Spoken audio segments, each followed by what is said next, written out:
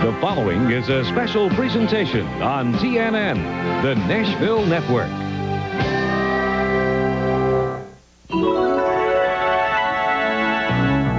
Welcome to Dinah Shore's Special Conversation with Burt Reynolds.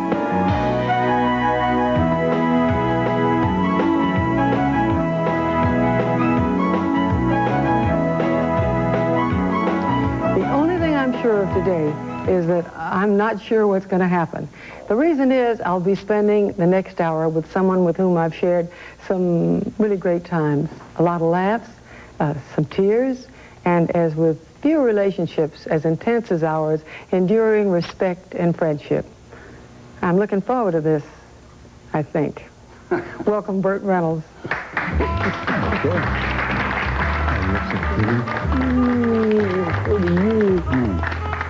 You smell the same, you know that? You smell exactly the same. Is that good? No, yeah. Oh, I'm so good, yeah. glad. How are things? Things are good. What you been doing? Nah, not Nothing, much. nothing. I know. Not much. I really wasn't nervous about this until I drove in the parking lot and I saw our names side by side. I saw that too. Yeah. That's nice. I had to jump start my motor twice. Yeah, the cheap took the same sign we had about 20 years ago.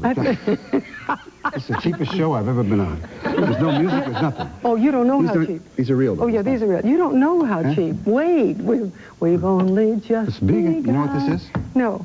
This is my favorite picture of you and I. What is it? It's a piece of cork. Actually, it's right here. Oh. Remember that? Well, that's my wrong side. This is one of the problems we went through. You don't have a wrong side. Every side is. You don't like that picture? My teeth stick out too far. Oh, stop! But you love look darling. I became in love with an overbite. Did you? I did. Yeah. I've been searching for one ever since. You want to know when I fell in love? When? You burst into our show. From the closet. No, that was the second time. He doesn't remember. Yes, I do. I was doing some show with Army Archer. And Fred came over and got me.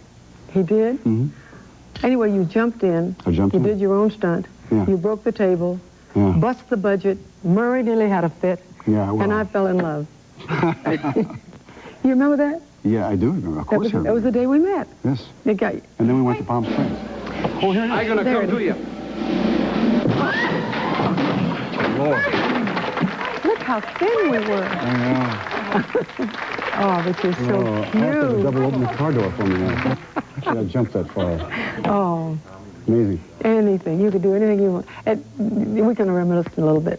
I hope so. And did you ever take care of this, by the way? I have a letter here. Would you like to read it, or would you like me to? I'd like you to, because... Okay, I got my contacts. Thank you very much. Okay. Dear Mr. Reynolds. Yes? You and Bob Barker are my favorite movie stars. I got your autograph, but I haven't got Bob Barker's. I was wondering if you could contact Bob Barker and get me a picture of him with his autograph. Please don't forget to send me his address, too. Yeah. Thank you. Debbie Ferraro. Yeah. Did you ever do that? Yes, oh yeah. Oh, sure you did. I said, by the time I contact you, Bob, your hair will turn gray. They tell me we have a few surprises coming up. Things that neither one of us remember. You look so pretty. You look wonderful. Thank you. Don't worry about the surprises. The hell with them. All right. Fred? Is this for me? Da, da, da, da, da, da. You're not going to look good in it. No, it doesn't matter. Remember John Hall? Yeah, okay. It's big in the Da, da. This looks very good. Okay. Ladies and gentlemen of the Academy, I want to thank... And it's engraved in the back. Isn't that pretty? Yeah, from Bill Bixby with love. Okay. All right, I want to show you something. Okay. I just don't know if I like it on or off. Well, you're going to have to make up your mind, you see.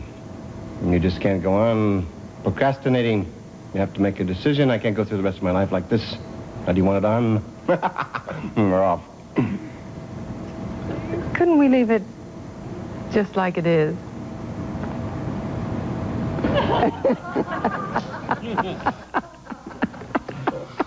Oh. Oh, you did some interesting things. Yes, I did. That we have. I think you have another one, haven't you? Here? Another side, probably. No, they got. No.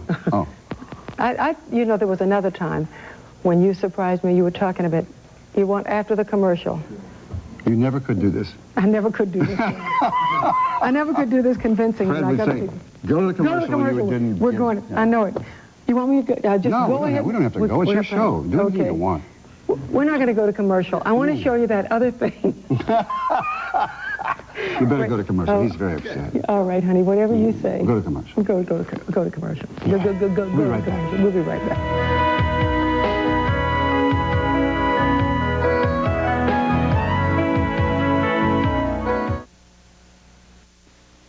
Brought to you by, look for quality Czech dairy products at your local grocer.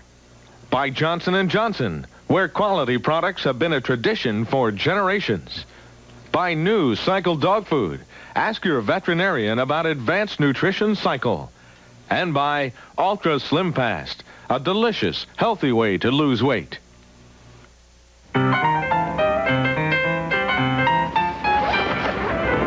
Before you get on the road this summer, call for this coupon book.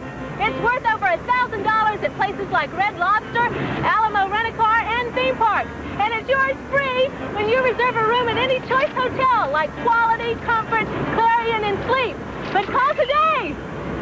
They're going fast.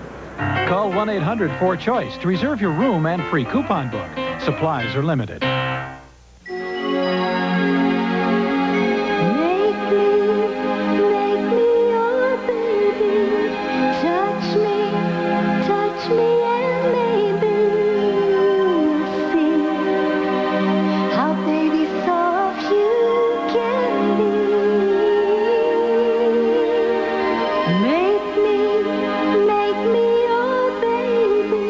Johnson's baby powder.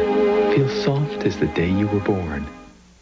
Last week, I ran into my veterinarian at the store, and there he was with a bag of Cycle.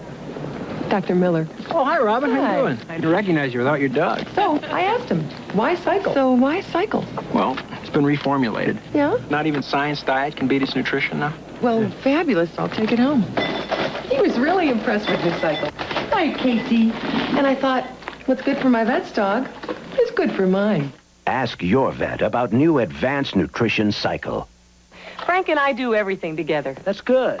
Why, when I was pregnant with Cody, we even gained weight together.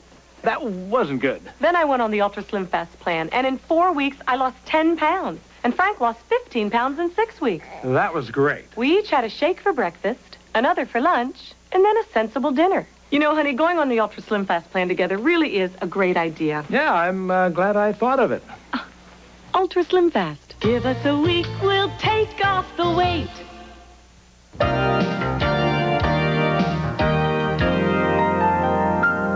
Shouldn't I be starting my sauce now? I don't have the duck sauce ingredients in the closet.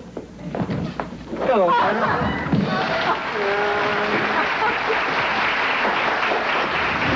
Oh, I put it in you.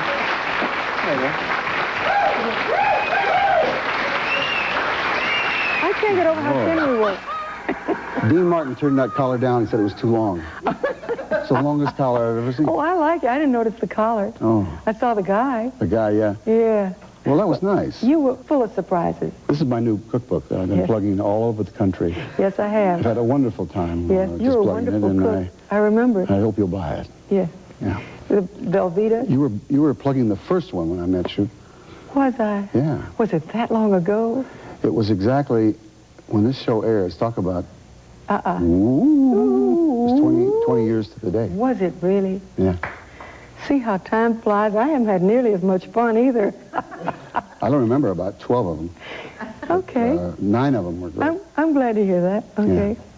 You know, I spoke to your mom and dad, Vern and Burt. Yeah. I did a concert in Palm Beach. That's right. 3 weeks ago. Yeah.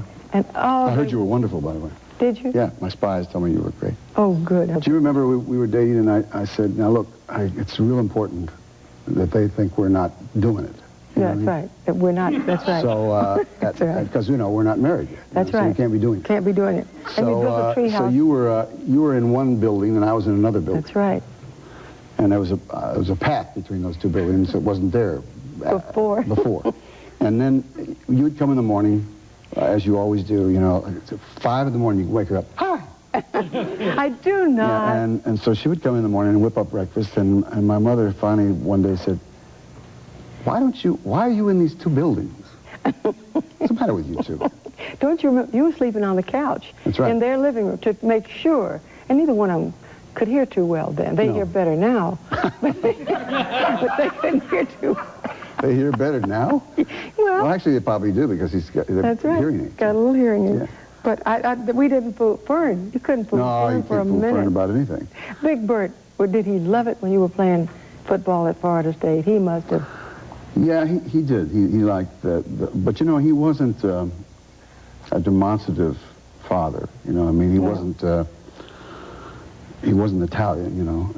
And I somehow think that that's probably, there's some Italian blood in me somewhere that nobody knows about. Oh, fire. Yeah. Yes. But and pasta. I would have liked to, some embraces and stuff. You know, I never got those. But in his own wonderful way, he was a great father at that time. He just was quiet and kind of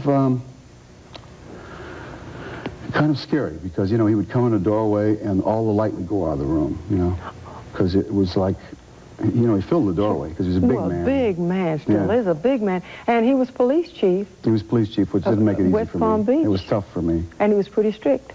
Pretty strict?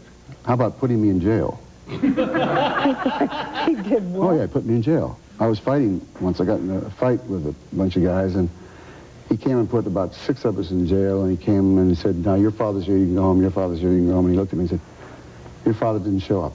I was in there for like 4 days. Every drunk that he arrested, he threw on top of me. But he came and watched you every night to see that you were okay. No, he gave you a separate bunk out there with all the keys. He was a tough father. I remember once only once, I sassed my mother.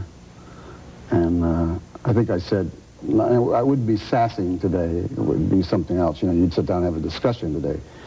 But in those days, you didn't have a discussion about anything. No. And I think I said, oh, yeah. I was about 16.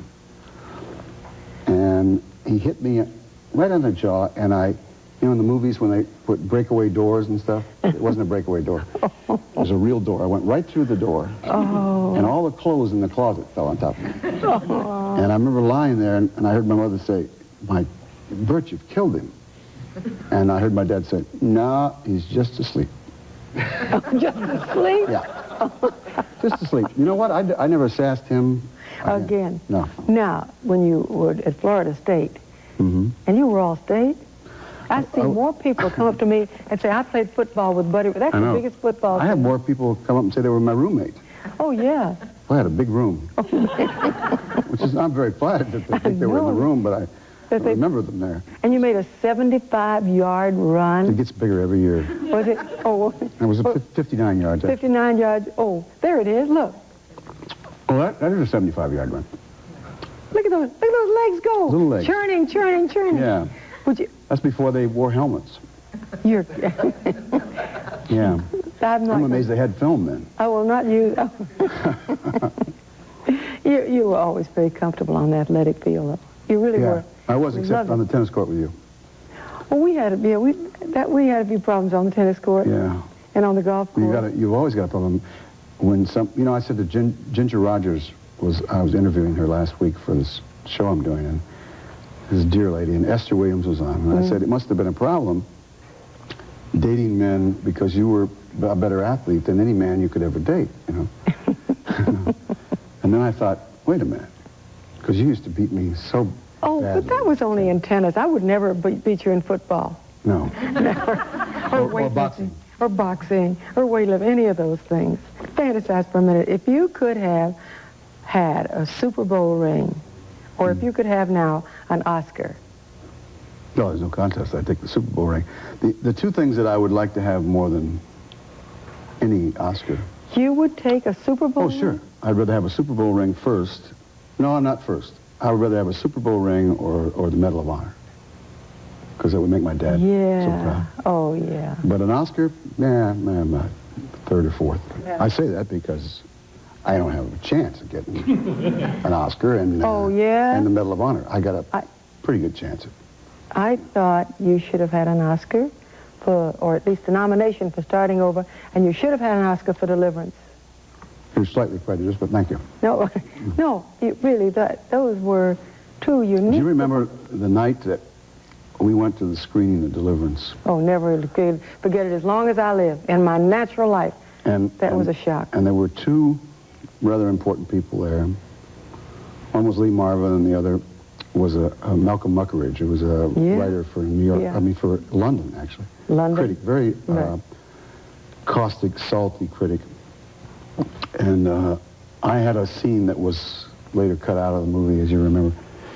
And Lee Marvin came up and said, "You're going to get the Academy Award." And Malcolm Muckeridge said, "You're going to get the Academy Award." And I went out in the alley, and I was shaking, and I said, "What am I going to do?"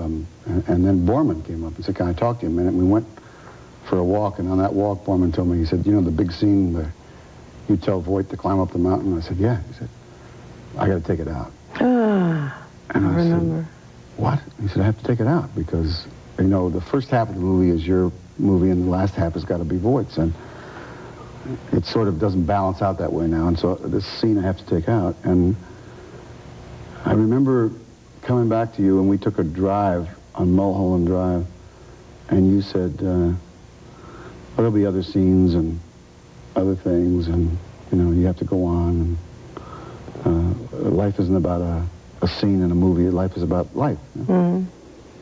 And you were right. But I know it. But I remember after the next preview in New York, and you were disappointed about that scene. We both were. But we were sitting in the Waldorf, looking out at all the lights in New York, and I said, life will never be the same for us. We've been able to have our quiet little dinners and go places and, you know, and have a lot of fun and sort of slip around a little bit. Never again.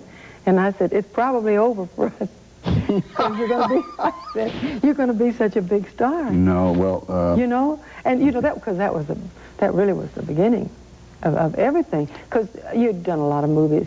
You told Dick Clayton once you played every Indian except Pocahontas. Remember? Yeah. I dated her, but I didn't. Well, I did. I played a lot of Indians and a lot of untouchables, you know, a lot of those killers. Stuff. Sure. But in those days, you know, when I first came out here, it was the time when the pretty boy was in, and I wasn't, you know, that pretty. So it was, I say that pretty because I'm slightly pretty. I have a very nice ear. I thought you were. Thank you. Are they playing music because we're going away? We're going for a minute.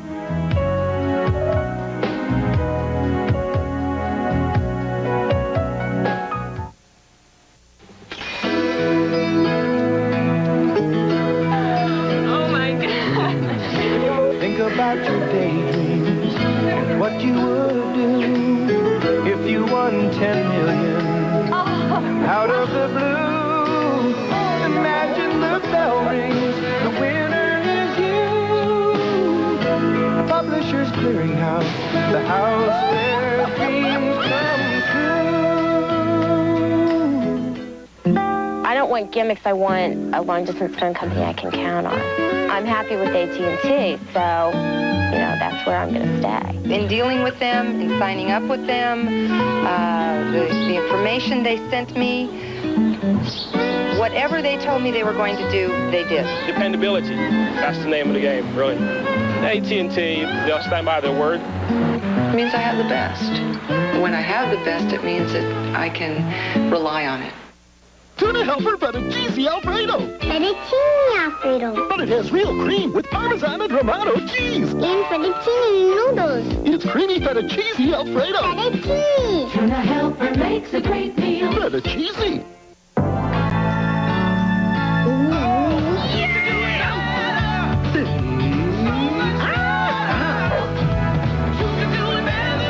Chicken brushed with La Choy soy sauce. They're better together. Like father. Candy kisses. Like daughter. Candy kisses. A family tradition. Lori Morgan at the legendary Ryman. And I'm on the floor. I'm looking for television stars on stage at the Ryman, Friday at 8 and 11 Eastern on TNN. Great furniture. Oh, look at it. Oh, God. There's Louis. Oh, yeah. Oh, I get such a charge just looking at. I get so nervous when I see that right now. I mean, that was one of my favorite movies of all time. I went down the river just to see if I could do it again. You did not. Oh, sure.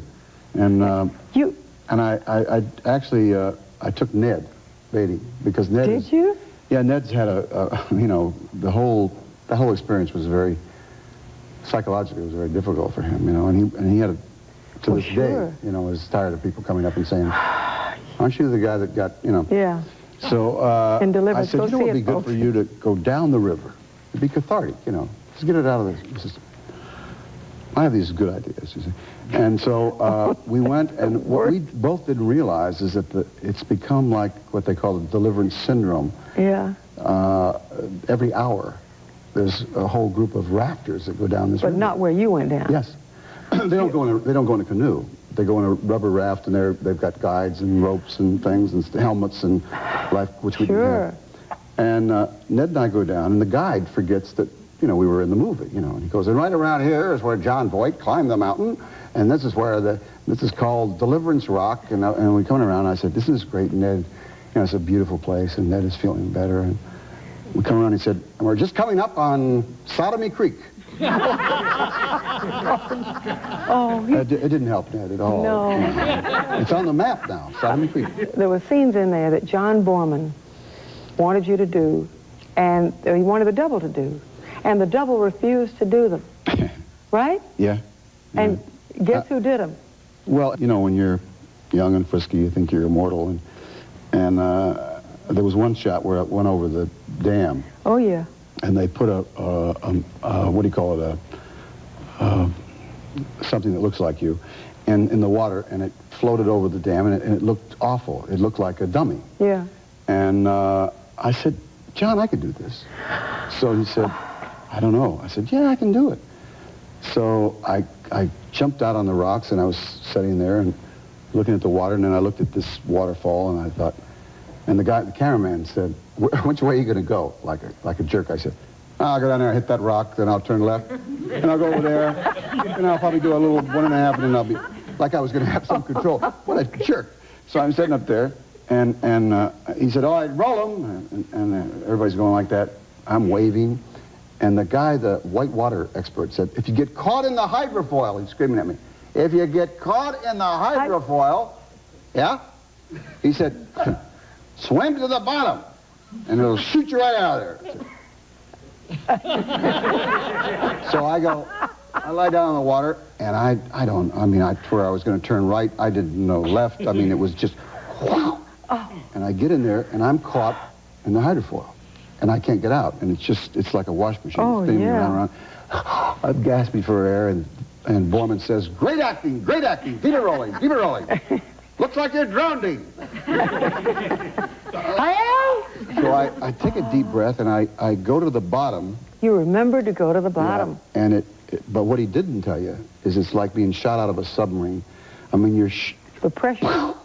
You go out of there. Well, this 30-some-year-old kid went over the waterfall, and way down, about 100 yards down, they said, where is he? And I had that rubber thing on, which later they started selling them like that with the sleeves cut off. With the sleeves Those cut times off. they didn't. So Louis And I had this tight Levi's and a pair of climbing boots. I came out of the water. I had a stitch on. Not a stitch. It tore every bit of clothes off me. I climbed out of the rocks, and I was beat, and this 85-year-old man they said, who is that nude 85-year-old man coming up here? And saved my life that this guy told me to dive down. Oh, sure. But I didn't know I was going to hit the rocks and things. Clothes ripped off. Yeah. Was that little boy who played the banjo? Remember the... Yeah, he was an amazing kid. Yeah. Remember we looked him up once? Yeah. And he kept calling you Stud. Stud. Hey, Stud. Stud. I was lifting weights every minute, to try to get this character in. Yeah, but even when you were coming up out of the water, they looked, those Pecs looked great. Yeah, nice pecs, even though they were drowning. Yeah. And the kid was an amazing kid because he had a kind of a touch with life that ordinary kids don't have. And I had never dealt up until that time with retarded children. Yeah. And I didn't realize that they have tunnel vision. And if they concentrate on something, there's nothing to interfere with that. Yeah. They're kind of amazing. Yeah. And as you remember, we shot the movie entirely in sequence because Borman felt if any of us got hurt, he'd write it in the script. You know? Right. Or if we died. That's right. So we shot that scene first. And so I went to the prop man and I said, I want to buy this banjo and give it to the kid. And so I gave it to him. I never saw him again. We had one little scene on top of this little bridge where he was swinging it, and then we didn't see him for 12 weeks.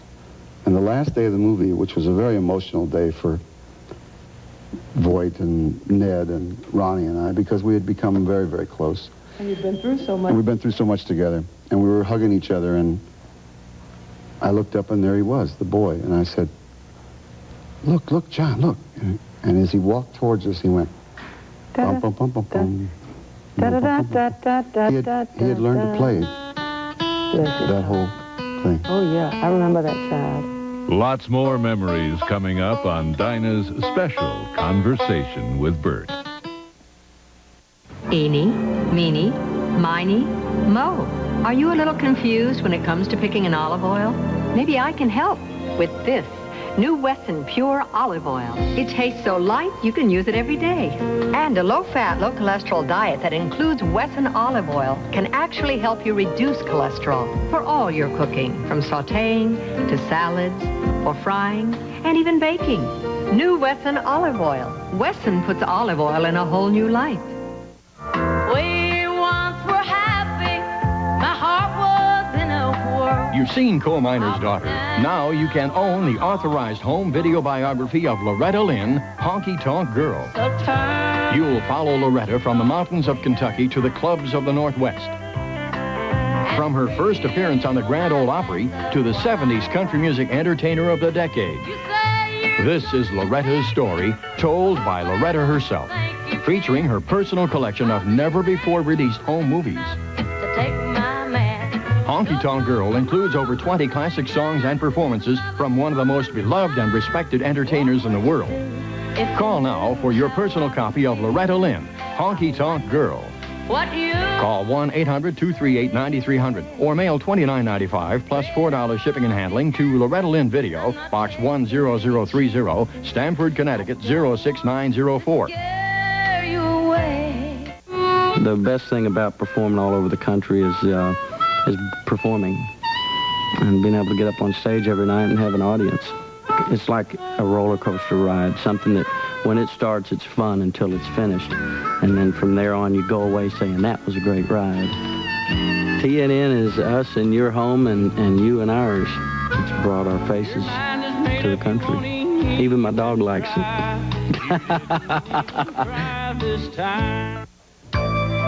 Now, back to Dinah and Burt.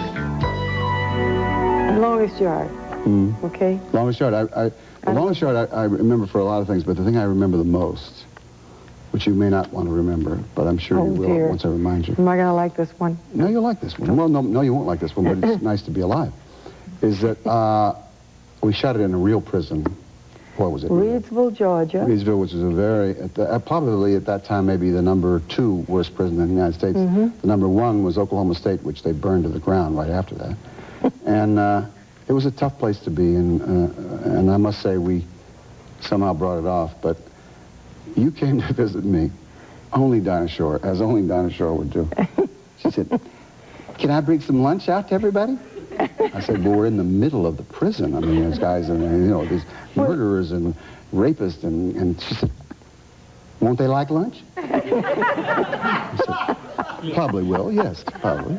So you brought out your little basket, and you had to go through 11 guards, 16 guys bringing you out my little lunch, and I couldn't believe it.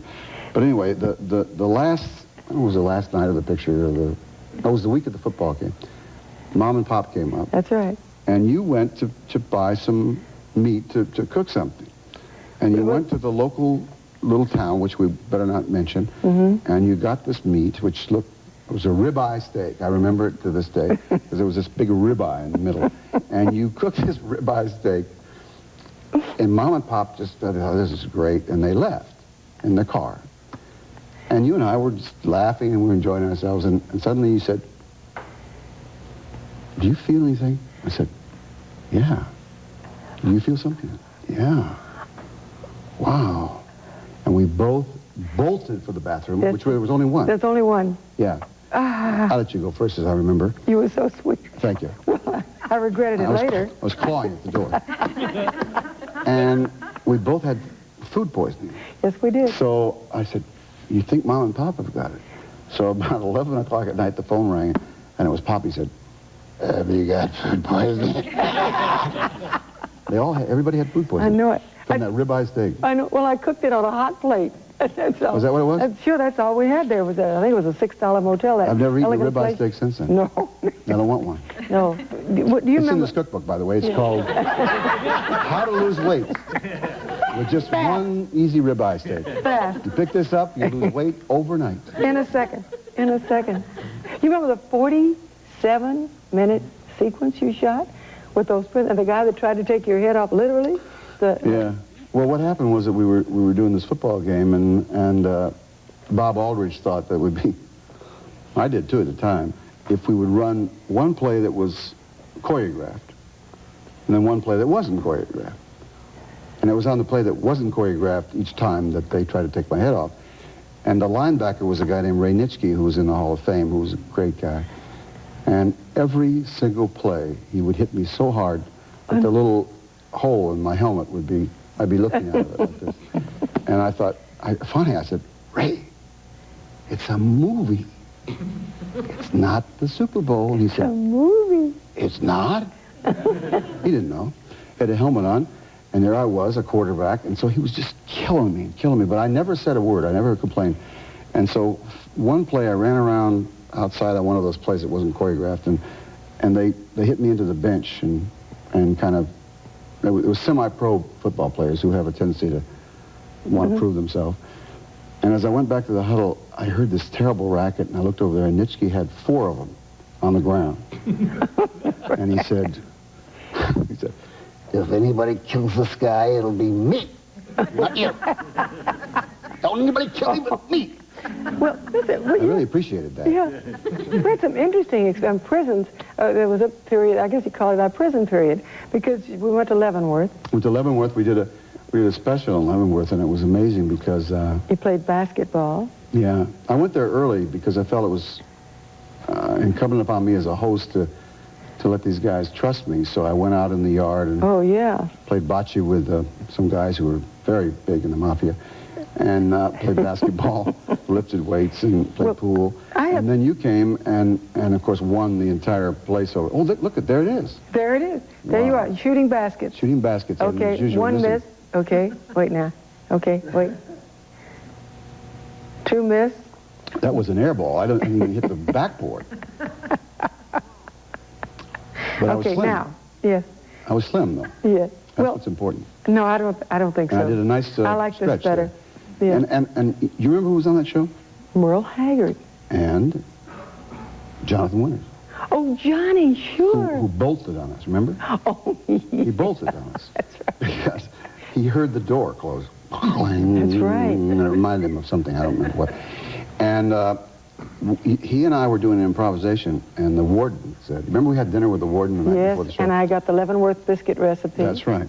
And the warden said, look, whatever you do, don't mention the cook. I said, we don't have anything about a cook. Don't worry about it. He said, don't mention the cook. The guys are close to rioting now. I said, I'm not going to mention the cook. First thing, Winters comes out, sits down on this little thing, and I said, you want to do an improvisation, Johnny? He said, great. He said, I'll be a cook. I'll play the cook. Okay. I'll tell you something. I've never eaten food like that, and I've lived in a reservation all my life. That's garbage you're giving us. Oh, you're right. the place went crazy. Oh, yeah. Remember the guy that played the guitar? Yes, of course. And I was going to sing a solo with him. And Merle and all the guys are shooting pool up in the pool room. And I'm used to big, heavy doors. I've been in studios, recording studios all my life. Remember?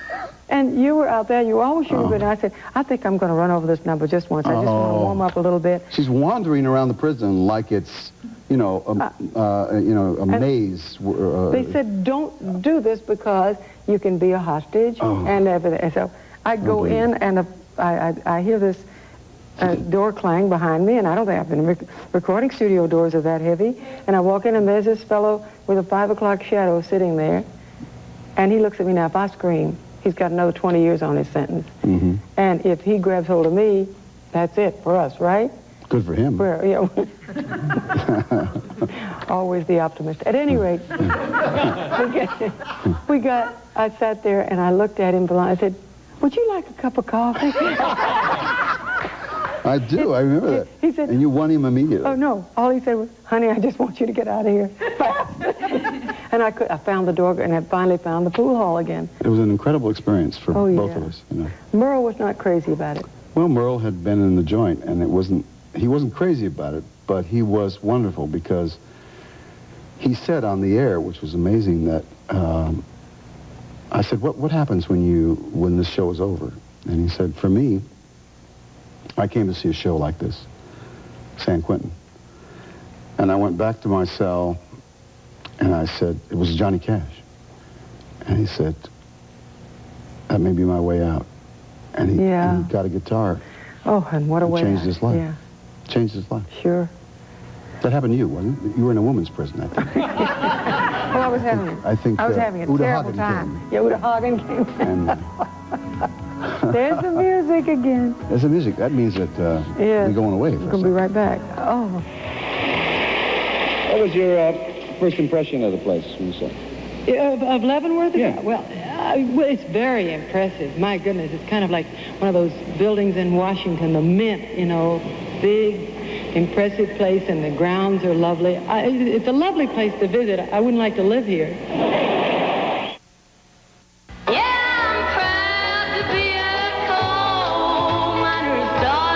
Time Life Music proudly presents Country USA, the most complete country collection ever. Hello, darling. Each Country USA album brings you the greatest songs of a single year. They say Start your collection with 24 of country music's best from 1962. I've got your picture. She's got you. Devil woman. Country USA 1962. 2 LPs or double-length cassette, $9.99. Compact disc, $11.99. From Time Life Music. Have your credit card ready and call toll-free 1-800-257-0800 or send $9.99 for 2 LPs or 1 double-length cassette, $11.99 for 1 CD, plus $3.50 shipping to Country USA 1962, P.O. Box 10030, Stamford, Connecticut. Tonight on Kirk and Chase, Martin Del Rey's star is on the rise. He'll join us. And how do Reba McEntire, the singer, and Reba, the actress, get along? Find out here. Kirk and Chase, weeknights on TNN.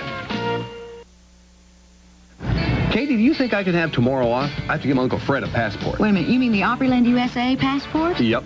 Well, the best value on the best country music vacation in America. That is the one. For just $79.95, the passport gives you a performance of the Grand Ole Opry with stars like Roy Acuff, Randy Travis, and Patti Loveless. You'll also get 3 days at Opryland Show Park with concerts almost every day this summer by stars like Vince Gill, Lee Greenwood, and the Gatlins. And a day cruise on the General Jackson Showboat where you'll see Steve Hall, Shotgun Red, and the Shotgun Red Band.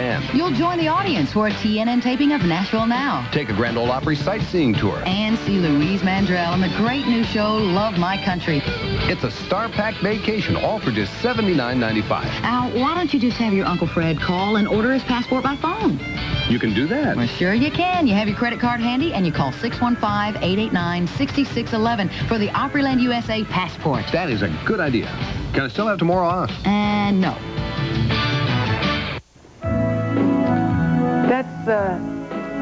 That's your 12-gallon hat from Smokey and the Bandit. Yeah. Isn't it? That was a phenomenon in the business directed by Hal Needham. Yeah. Remember that picture? I was in 21 having lunch. I don't know what the hell I was doing in 21, but I was there. Why not? Well, I've had lunch there Good twice. And I was sitting with somebody, I can't remember who, and Lou Wasserman ran across the room and said,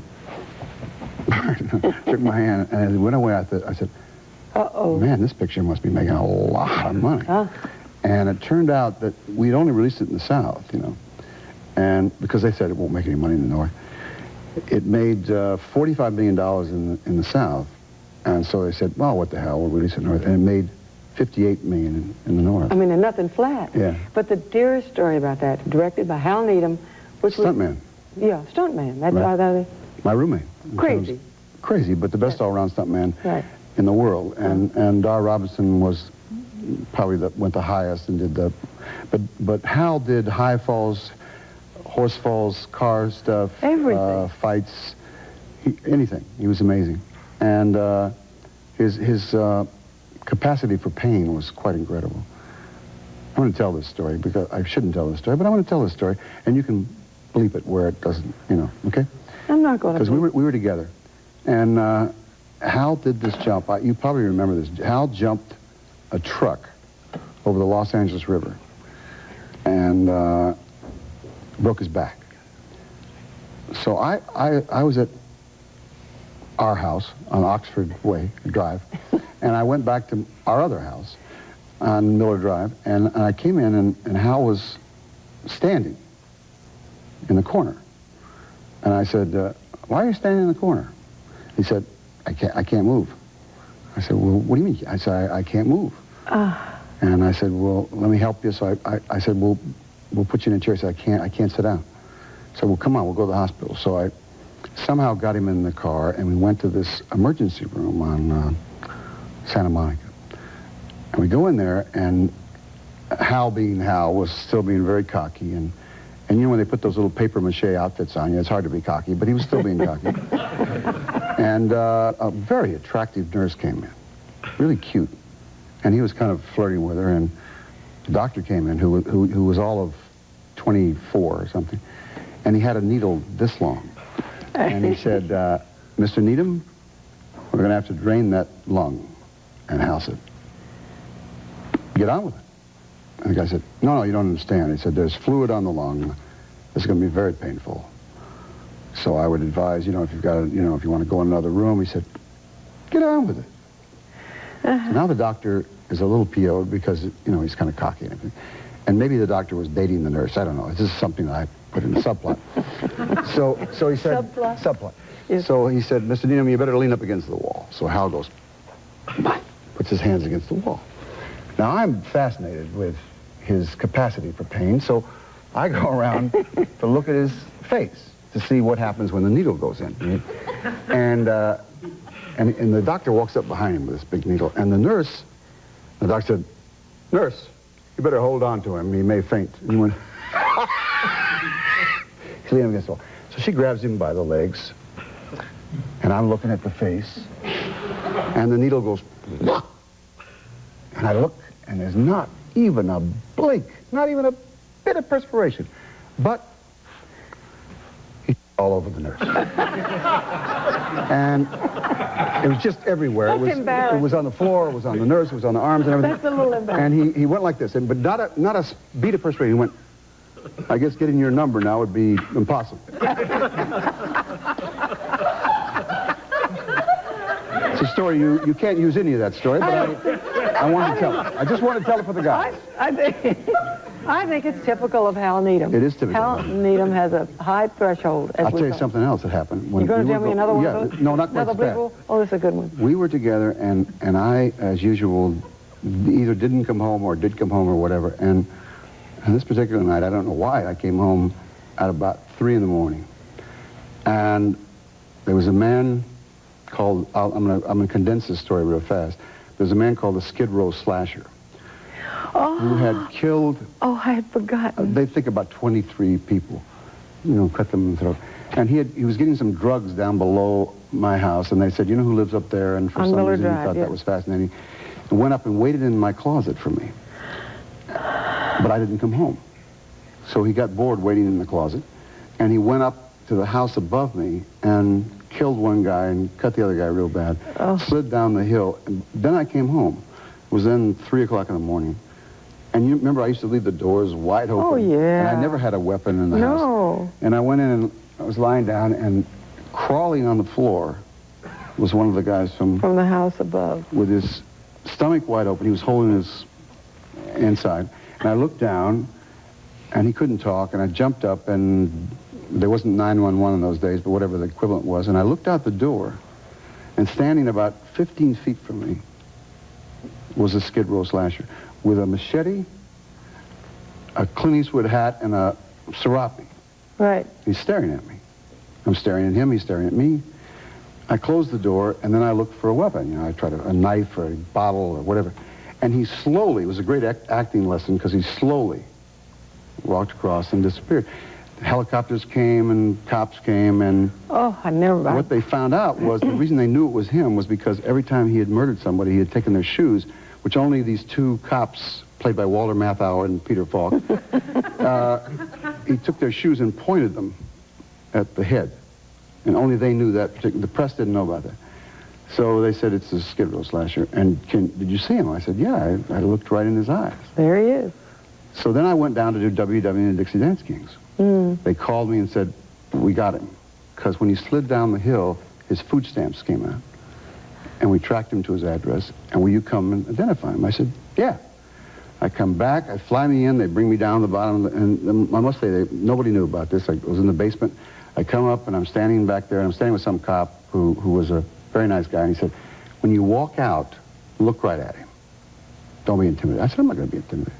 He said, look right at him. I said, don't worry about it. So I came out, and I looked right at him, and he looked like O.J. Simpson would read for it and be too much of a fairy. The guy was, I mean, his neck was big, and he lifted weights. He'd been in prison about 23 years of his life and did nothing but lift weights. So I sat down in the chair, and I'm looking at him, and he's looking at me, and he's smiling. So I smile back at him, and the public defender gets up, and he says, do you know who this is? And he said, how do you know who that is? I said, because I saw him. And he had my clothes on. He said, what do you mean your clothes? I said, well, that was my serape that Clint Eastwood gave me from The Good, the Bad, and the Ugly. That's right. And I said, I recognize it. And I said, there's a cleaning slip inside, if you'll look. I never could figure out why they did this. Instead of Reynolds, it says R-E-Y-O. And the guys blanched, and they took it up, and the judge said, So then he said, well, you're an actor, aren't you? And I said, well, the jury's still out about that. And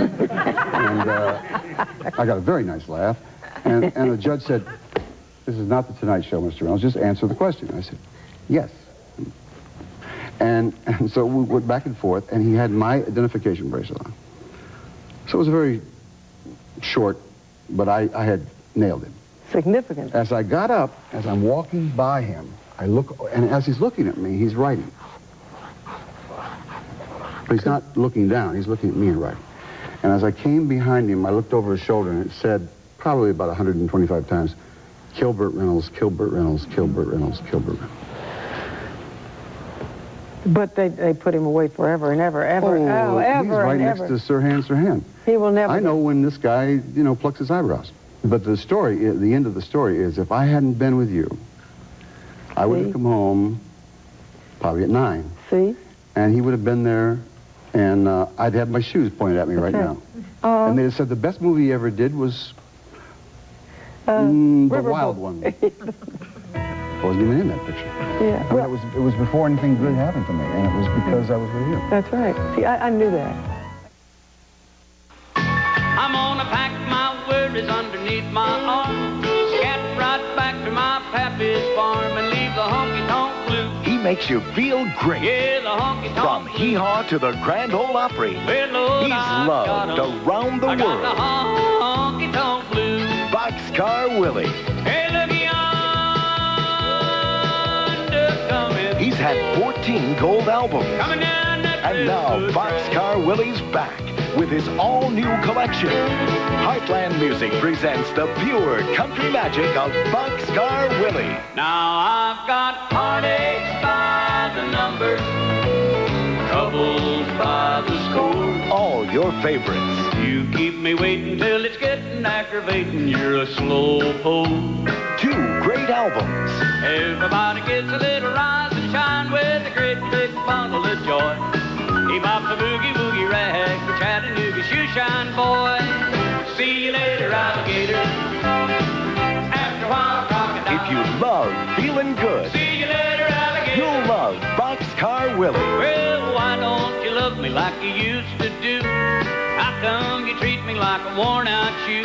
We'll keep on the sunny side, always on the sunny This side. all-new Boxcar Willie collection is not sold in stores. I didn't know God made honky-tonk angels.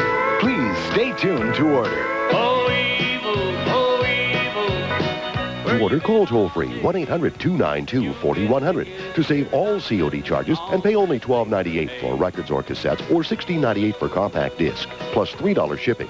Use your credit card or send check or money order to New Boxcar Willie, P.O. Box 94040, Oklahoma City, Oklahoma. That's P.O. Box 94040, Oklahoma City, Oklahoma.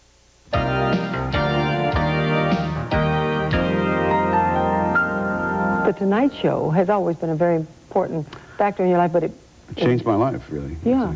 When I did Deliverance, I was in Georgia, as you know, and got a call to do the Tonight Show and had to fly from Clayton, Georgia, which was not easy, to New York, because Johnny was in New York then. And as you remember then, in those days, nobody hosted the show but comics, if Johnny was off. You know? That's right. And New York comics. And I was on the show, and the first commercial, he leaned over and said, "Will you host the show?" And I said, "Sure," because I was too dumb.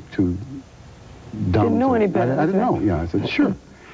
So I came back the following week and hosted it. And it was that show that John Borman saw. Hi. And when I was called out to read for Borman, I said, "What film did you see that you thought I would be right for this movie?" And he said, "I didn't see any film. I saw The Tonight Show, where you were in control of 4 people, and you have to be in control of these 3 men." Lewis had to be so all-pervasive. So The Tonight Show really got me Deliverance, which was my deliverance out of the movies. When you were doing WW, or was it White Lightning, a director came down to see 2 directors in 2 days. Because I remember I was cooking cornbread. And WW, you were there when Milios Forman came. That's right. And we had breakfast. And I came back and I said, "I'm not going to get this picture." And you said, "Why?" And I said, "Well, I went to breakfast with Milios Forman, and it was about a movie that I wanted to do so bad my teeth ached, called, I've never, before or since, wanted a part that much. It was One Flew Over the Cuckoo's Nest. And Milios, One Flew Over the Cuckoo's Nest, yes, folks. And Milios Forman said, in the middle of my pancakes, said, "It's between you and another actor." I said, "Who is this other actor? Who is this guy?" And he said, "Jack Nicholson." I got a real bad headache right through the eye. Yeah. And that day was the day he was nominated for a picture of the year before. Sure. And I said, "I'm not going to be in this movie." And he said, "Well, no, it's between you." I said, "I'm not going to be in this movie. He just got nominated today. I'm never going to be in this movie." And but it was nice having breakfast with you. Yeah. You're a foreigner. I like you anyway. And and he went away, and Jack Nicholson did the picture, and I came back and told you, and then somebody else came down. Oh, Peter Bogdanovich. Peter came down and said, I have this musical, and musicals hadn't been done in a while. At Long Last Love. Yeah. And he said, "You sing and dance." And I said, I don't do either one of those things. But Dinah does. She could teach me. He didn't want me. No, but I mean, this is how stupid I was. I thought, I'm an athlete. She can teach me. Sure. I never did learn how to do either one. So I was just drunk the whole picture. Oh, you were not. You I never was just were drunk the whole picture. But you know what? I was cute. You're always cute. No, but I mean, I had a certain, you know, I remember the first day of the picture, I was over there trying to learn how to do this shuffle or the soft shoe or whatever. I was working so hard, and I looked up, and there was Steve McQueen and William Holden, and they were doing the Towering Inferno. And they were standing in the doorway, and they had ballet shoes. And they went, yoo-hoo, yoo-hoo. Yeah, I was a little incensed about it. I said, okay, this is going to work out fine. Cary Grant did a lot of those, you know, that sort of thing. And thanks. Maybe not Fred Astaire, but... No, I tried real hard, and you know how hard I worked and everything. And you were so wonderful, and you were so encouraging, and you'd say, "You're on pitch, honey. You're on pitch," which only happened about 3 in the morning. No, you're on pitch. Get the cameras over here. And then, because Sybil Shepherd was then living with the director, and it was done live. You know, the movie. The show was done live. That's live. Right. We had little things in our ear, which every once in a while I got a Mexican radio station, and you'd be in. This thing would be in your ear, and the piano player would be in another room. That's right. And you would do it live. It was all in one take. And if she got it right, that's it. If she was in pitch, or was on key, we printed it. Yeah. It didn't matter if I fell down, got a nosebleed, stuck a banana in my ear. That's a print. I said, wait a minute, it's a print. I like the shot with the banana. I tried to go with him after that. He wasn't interested. Didn't care about you at all. Didn't care. I know. Well. But you worked so hard with me, and I love you for that. It was so wonderful that you tried, and I have never been able to sing before or since. Wait a minute. You made your singing debut on our show. I know. That's what I'm saying. Would you like to see it? No, please, no, don't do that. How much? Don't do that to me. How much? No way, bro. Showers. You bet your grave they come your way. Oh, you jerk. What a jerk. Would you let your daughter go near this guy? I had no waist. Look it. I was all wrapped in elephant skin. Look it. I'm trying to talk so you don't hear the singing. Because it isn't raining rain, you know. It's raining violets, and when you see clouds upon a hill, you soon will see crowds of daffodils. Keep on looking for a bluebird and listening for a song. Whenever April showers come along. Sing. We'll be right back. Whenever April showers come along.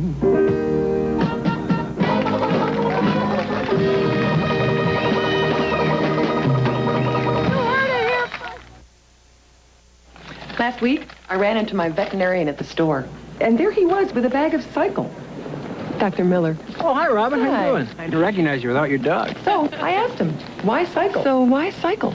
Well, it's been reformulated. Yeah? Not even science diet can beat its nutrition now. Well, fabulous. I'll take it home. He was really impressed with his cycle. Hi, Casey. And I thought, what's good for my vet's dog is good for mine. Ask your vet about new Advanced Nutrition Cycle. These days, there are more pain relievers than ever. But last year, more people switched to Tylenol gel caps than any other. Why should you switch? All the extra strength pain relief of gel caps has been concentrated, then covered by a smooth gelatin coating, which makes them so easy to swallow. Extra strength Tylenol gel caps. Concentrated, powerful, easy to swallow. Join the switch to Tylenol gel caps. Dreams come true when you win at Publishers Clearinghouse. 52 years they've been married. They deserve it. This will finish putting our daughters to college. You can win $10 million if you enter our new sweepstakes fast. Well, now you can go to college, kid. Question. What Top 40 Countdown radio show is running a trivia contest? Oh, I know that. It's the Nashville Record Review. Right. Well, just listen to the Nashville Record Review for the answer to this question. What artist was the leader of a rock band called the Apollos? Send the answer with your name, address, and phone number to this address. You could win a 7-day country music cruise to the Caribbean aboard Norwegian Cruise Line's flagship, the Norway. Now, the Nashville Record Review is not available everywhere, so call your favorite radio station and ask for it. Ships Registry, Bahamas. Hi, everybody. It's Katie and Al from Video Morning. Well, I hope you got the time to join us on Thursday. Oh, we'll be here. It's a great way to start the day with 3 hours of videos. And tomorrow we'll have Highway 101, Roseanne Cash, Kelly Willis, Allison Krauss. Yeah, a lot more. So join us right here on TNN.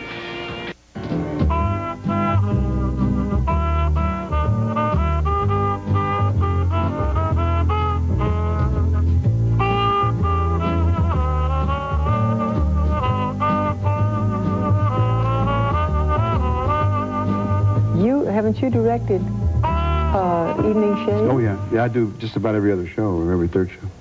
You direct it, and you wrote one. Mm-hmm. You produce it. Yeah. Co-produce it. Well, co-produce it with the Thompson. Mm-hmm. You got to be exhausted. And you act it. I mean, well, you react in it. I've never... That's right. I mean, everybody, you're talking about picking on you, but it is so funny. The premise of that show is very funny. A real losing coach. Yeah, well, it really is my brother Jim. Yeah. Who lost every game in the school that he coached in West Palm Beach. And me. I mean, I would have been a football coach if I hadn't been an actor. And what's important is what he teaches the kids about losing. Yeah. That life goes on and the sun still comes up tomorrow, and it's not everything. Yeah. But he is, in fact, a very good coach and a very good teacher, but he doesn't have a lot of material in this little school. They're not buying players for him either. No, they're not buying players for him. And it's very easy for me to identify with this guy. Yeah. You know, when you directed Gator. Yeah. That was the first thing you ever directed. First movie I directed. And Orson Welles was always a big friend and fan. A real big fan of yours. And he said, a popular favorite of Burt Reynolds' magnitude is not always a favorite with cinema snobs. Blinded by his blazing commercial success, they find it hard to take him seriously as an artist. Yeah. He thought, you know, I was with Orson the day before he died. And I went out, this is a kind of a comment on this town. I had gone to Spielberg and said, you know, I would like to do Amazing Stories, but I'll only do it if Orson directs it. And he said, he thought about it for a moment, and then he said, okay. And I went to tell Orson at Mont-Maison that he was, and he was so excited that he was going to direct this show. Why would Orson Welles have to be excited about getting to direct? That was one of the greatest because that's moments in history. This town is sort of about what you did yesterday and not about what you did before. It isn't about, I mean, O.J. Simpson will always be the Heisman Trophy winner and will always be remembered for the greatest runs he ever did.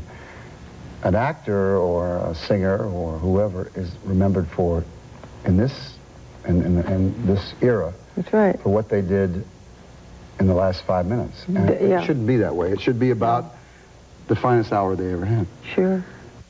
Barney McNulty is here. I have to tell a Barney McNulty story. Okay. Who you introduced me to. Barney McNulty, who's the sweetest man in the world, is the man who invented cue cards. And you and I were going together, and I was hosting the Oscars, and I was scared to death, and for a lot of reasons. And David Niven was hosting the last half. I was hosting the first half. Right. And I went and said a lot of what I thought was clever, irreverent things about the Academy and stuff like that. And an hour before, it was live, of course, Walter Mirisch, God bless him, very nice man, came up to me and said, you can't say those things. And I said, none of what things? And he said, all the things you've been rehearsing. I said, well, what am I going to say? He said, we'll write you some stuff. Because he said, you'll never work in this town again. I said, I haven't heard a line like that since the famous movie, The Oscar, which nobody went to see. So I said, I'm going to say what I want. He said, you can't. So he went to Barney and said, you're fired, he's fired, everybody's fired if he says these things. So I walk out. Now, this is like the highest rated show in the world. In the world, by far. Oh, yeah. I'm slightly nervous. And I look out, and standing by the camera, like this camera here, is Barney McNulty, my friend. And he's got one set of cue cards, which were Walter Mirisch's, in which he went and pulled out mine. And I said, everything. And you know what? I never worked again. You know, What? that's a lovely story. It's a lovely story about Barney because it took a lot of courage on his part, and I'm sure he took a lot of heat from it afterwards. And it was, I got glassy-eyed when it happened. And you know, David Niven, God rest his soul, I loved him so much. I went to his dressing room just before the show, and he said, "What if there's a streaker?" Because that was the time of the streakers, you know. Oh, that's right. It happened in David. That's right. And I said, "Thank you very much." And I said, I said, "What do you mean?" He said, what if there's a streaker? What do we say? And I said, "Well, I have 2 jokes." So I gave him my 2 jokes. I said, well, he showed his shortcomings, and he's not Jewish. And so he said, "Oh, I like that. I like that." So I went out. You know, this guy was standing, rolled up in the curtain, the entire my whole act, or 3 acts, or whatever it was I was out there. He was rolled up, with no clothes on, behind a curtain. I leave, David Niven comes out, "Hello, how are you?" And he burst out of the curtain, and David said, "Well, at least he showed his shortcomings." It became the most quoted line in the history of the industry. I was on my way back to Oxford Drive, just going, well, I don't know where he got his material. Where did he get this stuff? Dinah and Burt will be right back. I can't believe it. Oh, my God. What do these people have in common? They're all millionaires from Publishers Clearinghouse. Enter our new sweepstakes now, and you could be a millionaire July 31st. Publishers Clearinghouse, the house where dreams come true.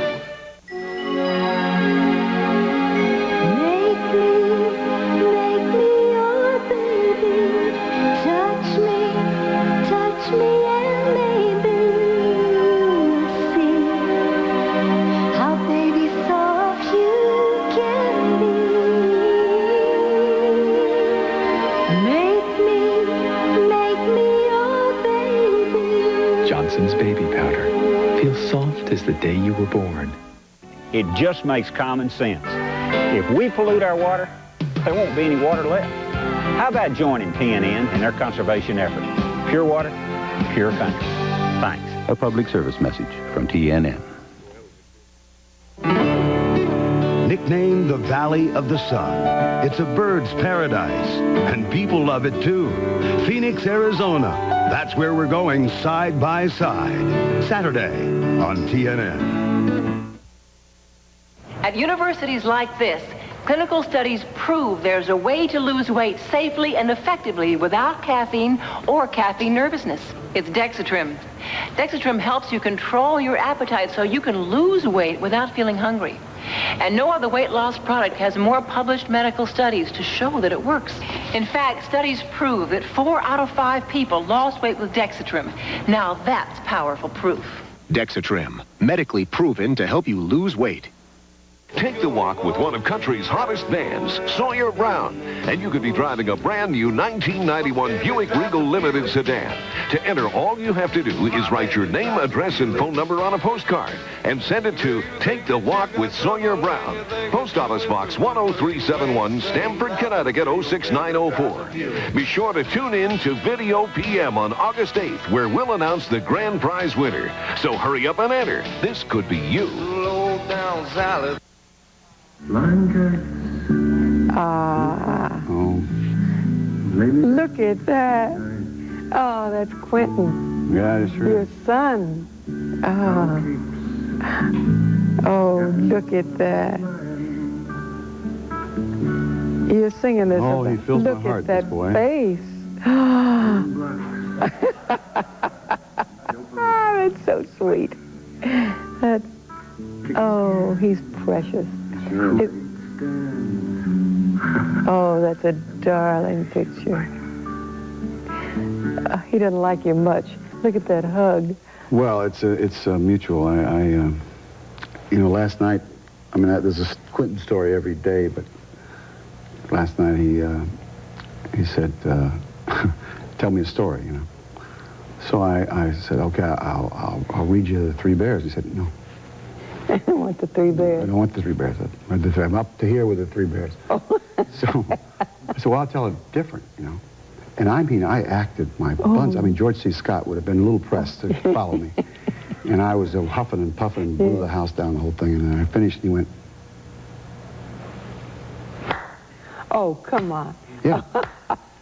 He does all that stuff. He does all the show business. Oh.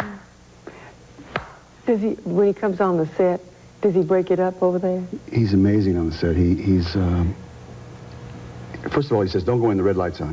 He does? Oh, yeah. I mean, does he... Stops people. There's two, you know, stops Oh. them. And then when I go up and get him, and I if I'm directing especially, I'll take him behind the camera and I'll be directing, and he doesn't say a word. He's amazing. He's He absolutely doesn't amazing. walk in on that. I mean, No, he's amazing. I mean, he understands, I don't know how he understands that, but he does understand that. but does he differentiate between that daddy that's on the screen and the one No, that's... the first thing that was confusing to him was when he saw me on television and I wasn't there. And Yeah. they went to commercial, and he looked all over the room for me. He looked behind the set, Yeah. he looked under the table, looked under the couch, and he couldn't figure out Yeah. what happened to me, you know. And then it came back on, I was there. And then, unfortunately, the show was over. And then he really had a hard time with that. Oh. Now he's figured out that there's something back there that squeeze you in and you take you out, you know. I always wonder why it wouldn't be more confusing to kids, you know, because they used to come up and they'd ask me, are you Dinah Shore in the records? Mm-hmm. And on the television, I said, yes. How do you get out of it? I know. You know, Yeah. that's that same feeling. Did Missy have that problem when you were on the... Oh, yeah. The Dinah Except show? she was in the studio, and Jody was tearing up the studio, you know, Yeah. wrecking the cameras. But they were there every Sunday like you have, or every Saturday, whenever we do it. Yeah. You probably spoil him rotten, right? Well, I try. Just like Big Burt spoiled you. Yeah. This little thing I love. Florida Drama Award. My Lord. Outstanding performance by an actor, 1956, Burt Reynolds. Palm Beach College, Junior College. Outward Bound. Yeah. I told you I did Outward Bound. Yeah. You did Outward Bound with me the whole 3 years. Six. The 3 years that you were outward, the other 3 years you were in. This is my first award as an actor, and I'm amazed that it still looks this... It holds up very well. It holds up well, yeah. Sure. Outward Bound, I played an alcoholic who was typecasting. Oh, sure. And One teacher, all your teachers had great influence on you. Your coaches particularly. But one... Coaches, yeah, but Yeah. teachers, no. I only had one teacher that changed my life. Would this be the gentleman, Watson B. Duncan Jr.? Yeah. And let me read what he wrote we just on it. lost him last week, and I miss him Oh, he already. adored you. Buddy, you are the greatest human being I know. I love you, Watson B. Duncan Jr. You have this capacity for making friends and keeping them forever. Well, You don't have any ex-friends. I have some ex-acquaintances, but I don't. If they're really friends, then you treasure them. Yeah. Try to hold on to them, you know. I mean, I think that, as you do, that when you have somebody that's been a part of your life for a while, it's important that you keep that in place. Never forget what it was that brought you down. We were talking about Don Meredith, who we both love so much, and God, I miss him so much. Oh, you won't. We'll get Yeah. together. We had such fun. I remember Don once and the Susan. New York Giants were playing the Cowboys, and I was sitting on the bench with him, and it was the last game of the season, and we went to a party afterwards, and he introduced me as Don Meredith, because, you know, he's very big. Oh, yeah. As a quarterback, he's huge, you know. And this very rich society girl from Park Avenue said, which one of you is Dandy Don Meredith? And he said, this one. Do you think it was me, this big dumb lummox? This guy right here. The big dumb lummox with the I skinny represented him well. I did the best I could. Did everything come out all right? Everything came out. Thank you very much. Fine. I have a gift for Quentin. You do? Yes, I do. Oh. You can open it for Quentin. I imagine he's not into boxes these days. No, he is actually. He's excellent. Oh. My gosh. Camp Keystone. Camp Keystone. Oh. When you were a counselor, I was a counselor. you took care of all the kids, and you taught them a lot of drama.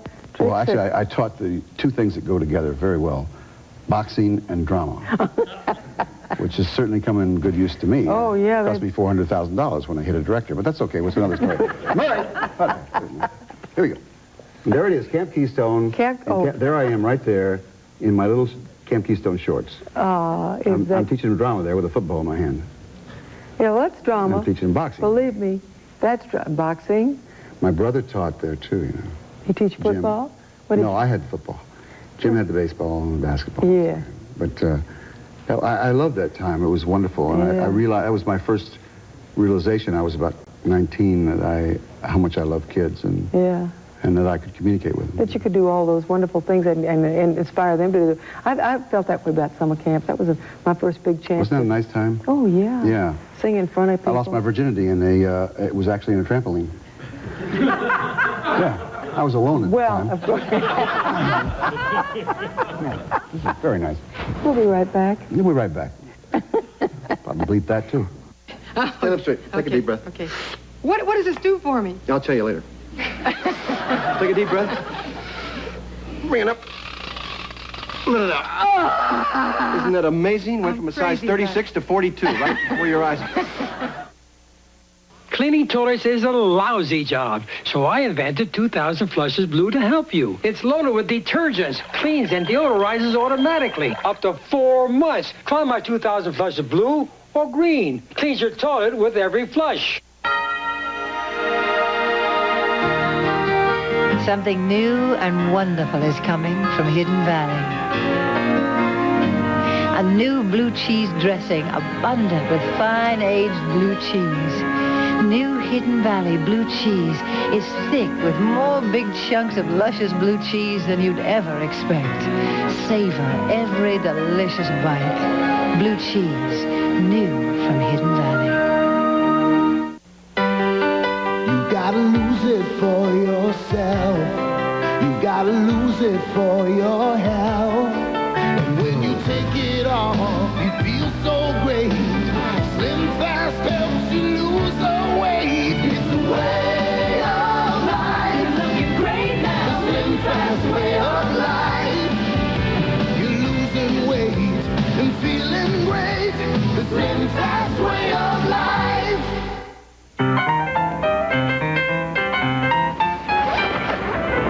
Before you get on the road this summer, call for this coupon book. It's worth over $1,000 at places like Red Lobster, Alamo Rent-A-Car, and theme parks. And it's yours free when you reserve a room at any choice hotel like Quality, Comfort, Clarion, and Sleep. But call today. They're going fast. Call 1-800-4CHOICE to reserve your room and free coupon book. Supplies are limited. Last week, I ran into my veterinarian at the store. And there he was with a bag of cycle. Dr. Miller. Oh, hi, Robin. How Hi. you doing? I had to recognize you without your dog. So I asked him, why cycle? So why cycle? Well, it's been reformulated. Yeah? Not even science diet can beat its nutrition now. Well, fabulous. I'll take it home. He was really impressed with this cycle. Hi, Casey. And I thought, what's good for my vet's dog is good for mine. Ask your vet about new Advanced Nutrition Cycle. Now, back to Dinah Shore's Special Conversation with Burt Reynolds. Could you identify with the guy in starting over? Because up until that time, you played every romantic lead. And this is a guy who could not get a date. Candy Bergen and Jill Clayburgh got nominations for the... And you did not. And I got very uptight about that. Well, that's children's, but I think it's my best work, and it was closer to me than anything I've ever done. And I had to really campaign to get that part, as you remember. Yeah. You and I went to a party at... Many parties, but there was one particular party where the director was at, and you kept saying to me, Go on and talk to him. Be funny with him. Go ahead, be funny. Yeah. Be vulnerable, he said. Be vulnerable. Be vulnerable, that's it. Yeah. Well, but you are vulnerable. You're the only actor I know, and I can say this, it's my show, so I can say something. You have revealed so much of yourself, your vulnerability. I don't know any other actor that has allowed this much of himself to be revealed. There are a lot of actors who did action films, going back to the old days. They did action films, they did romantic roles, they did all kinds of comedy things, perhaps, but they never combined it into one person, and directed and produced and acted in the same property. What are you going to be when you grow up? You've got to have something. No, I thank you, but I think that going back to starting over was a real challenge, because they said you can't play a guy that vulnerable, and you won't bring it off. And I thought I did bring it off. And but I think your humor reveals your vulnerability. You know, being quick or being able to handle yourself at a cocktail party has nothing to do with being vulnerable, and that's the confusion that people have. I mean, sometimes your wit or your aggressiveness in terms of being with people is a shield to keep them from hurting you, you know. And that was always my shield. My shield was always my sense of humor, because I knew that if I didn't grab the guy and get myself in a lot of trouble, I had to fight my way out with humor. And you used to take me to these parties. Oh, it was way over my head. I mean, Dinah would take me to parties that were in Bel Air, and I would say, I'm not ready for this. And we would be with Sinatras and the people, and I was scared to death. And nobody knew it. The only thing that kept me from, you know, jumping out the window was the fact that I sort of made fun of the whole situation. But most of your humor is self-deprecating. Well, they like that. They don't want you to make fun of Frank, you know. So I made fun of me. Yeah, that shows a vulnerability that, you know, on all the talk shows, when you go on, you are very funny, very vulnerable, and very honest. And for a person as private as you are, to well, you're honest that at much. your point. You're honest about your career. You're honest about your vulnerability. I'm not honest about a lot of other things that I've said today. I don't usually say. But you don't get into your family. You don't get into other things, because they're not entitled to that. You know, they don't have a right to that. As far as my career is concerned, it's been so open, booked, beat up, stomped on, and sometimes praised, that it's fodder for me, that I can use it as I would like. So I can have as much fun or not. And it seems that there's a thing in this town or in this country now where we're so jaded about love, about life, about what's real, what's good. And so you have to cut through all that and say, this is who I am, and I'll make fun of me, and then you're allowed. The luxury. Yeah. The only thing good about getting old is that you say sage things every now and then.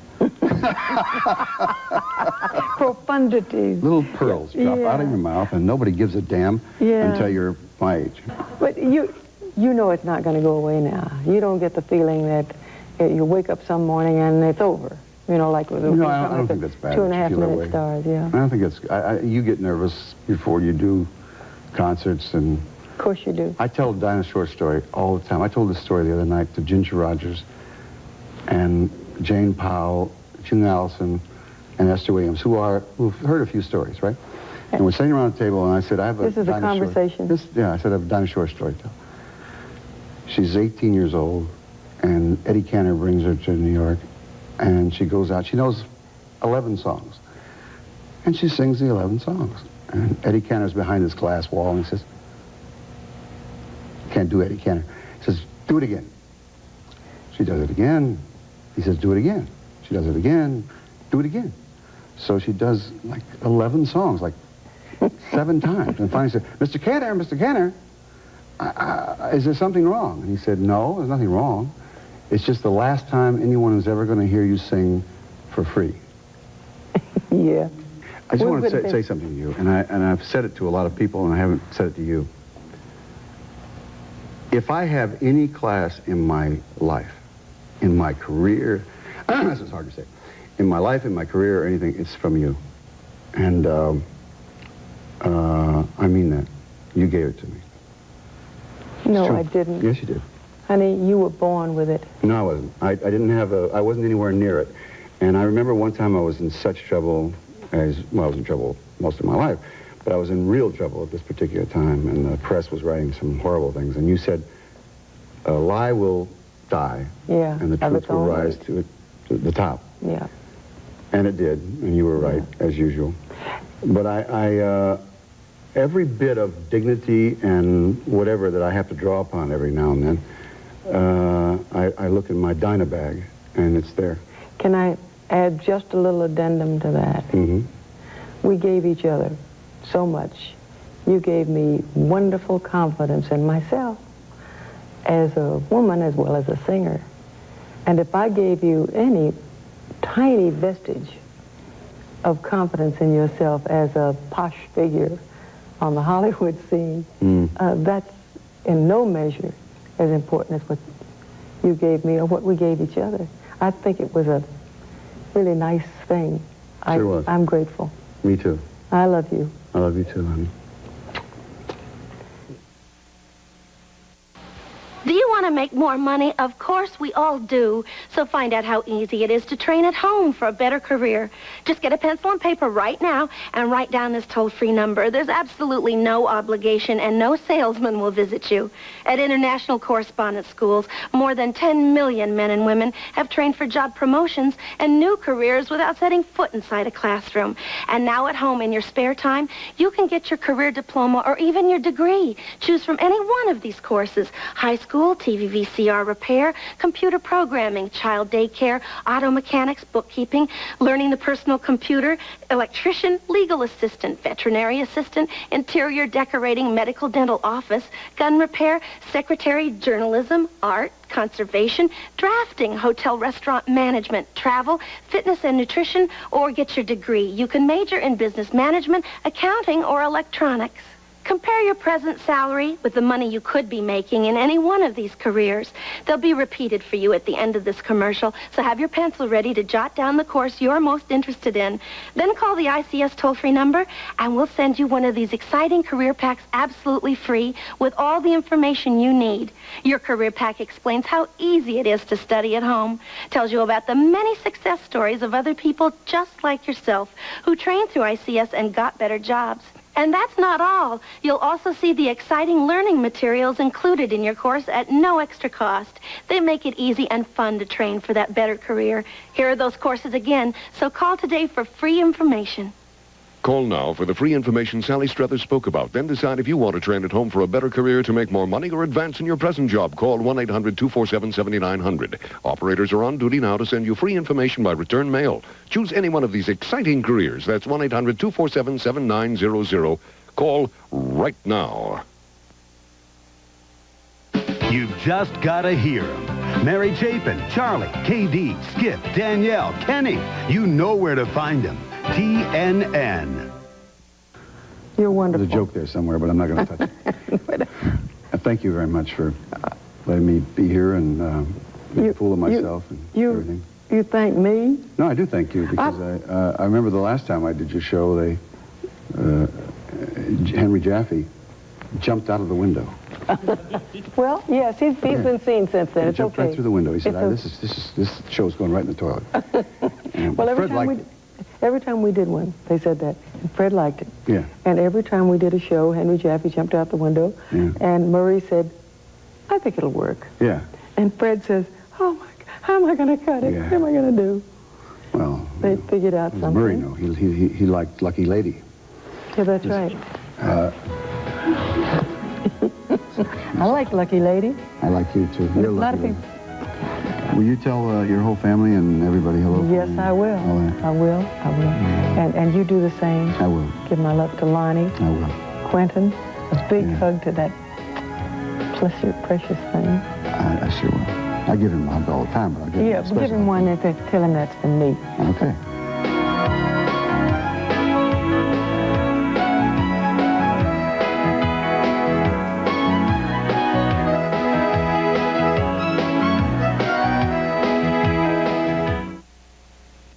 Brought to you by Ultra Slim Fast, a delicious, healthy way to lose weight. This is TNN, the Nashville Network. River Center. Serving the Willamette Valley, this is KVAL-TV, Eugene.